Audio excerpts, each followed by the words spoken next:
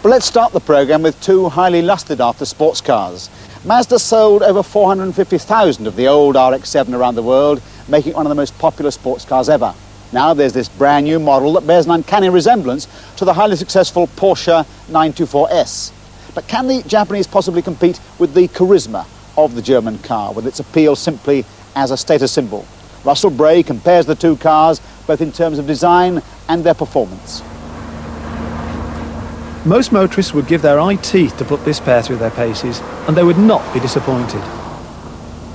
Porsche motoring now starts with this new 924S, but breathing down its neck is the new Mazda RX-7. Both are cars which have grown up from humble beginnings to become genuine 130-mile-an-hour sports cars which deliver real thrills. The shape of the 924S looks familiar because it's been with us now for 10 years. The Mazda is brand new, sexier and slipperier. It looks something like the 924S might have done if Porsche had rethought the bodywork. But both cars are vastly different in the way they achieve their similar performance. Porsche gets its 150 brake horsepower from a 2.5 litre four-cylinder engine. It's 500cc larger than the previous engine used in this body shell. In fact, it's a detuned 2-valve per cylinder version of that in the Porsche 944. But because four-cylinder engines suffer badly from vibration, Porsche fits balancer shafts to keep it running smoothly. Vibration is not a problem with a rotary engine, which this is. In fact, they spin so freely, it's easy to over-rev them. Mazda produces 148 brake horsepower from this twin-rotor Wankel engine, which, despite its compact size, is equivalent to a 2.3 litre piston engine.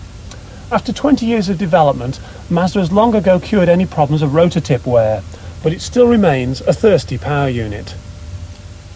The Mazda is longer, lower and wider, but only fractionally so.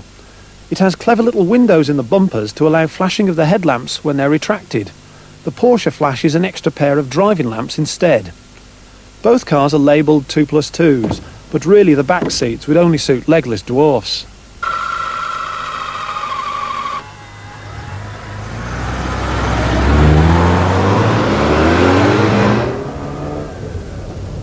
The rotary engine revs extremely freely and has quite a nice sporting exhaust note. If you do make a slight mistake and rev it a little bit too hard, Mazda have even thought of that for you. There's a warning buzzer which tells you it's time to change up a gear. Thank you very much.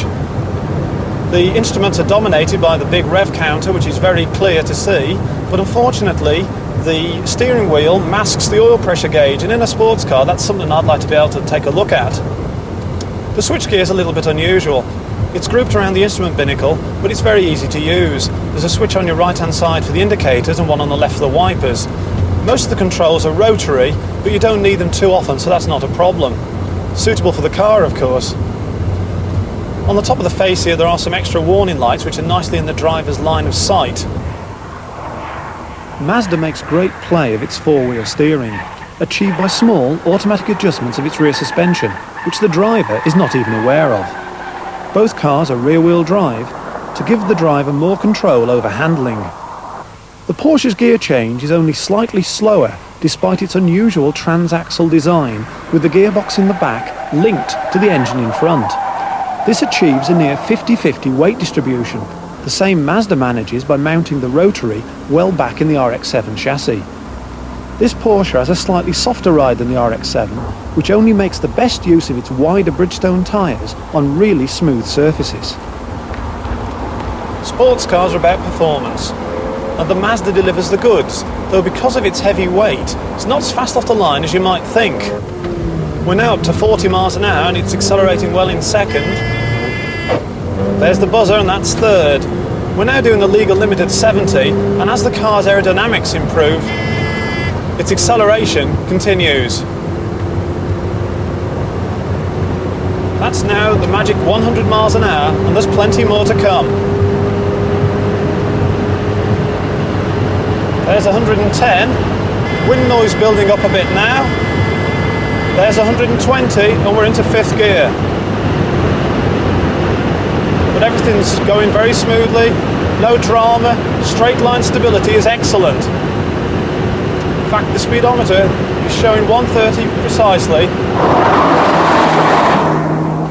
One area where the Porsche outguns the Mazda is fuel consumption. Mazda has improved the rotary over the years, but it's chasing a moving target. And the need for more power to make the car competitive with the Porsche means the new car guzzles more than the old.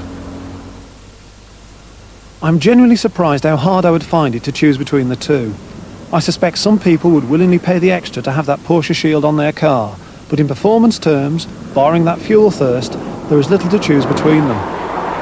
The Porsche should hold its value better in the second-hand market, I suppose, but you will really know the Mazda has arrived when you see a car with a sticker saying, "My other car is an RX-7. The Mazda has an engine of 2,354cc compared with 2,479cc for the Porsche. The Mazda develops 148 brake horsepower and the Porsche 150.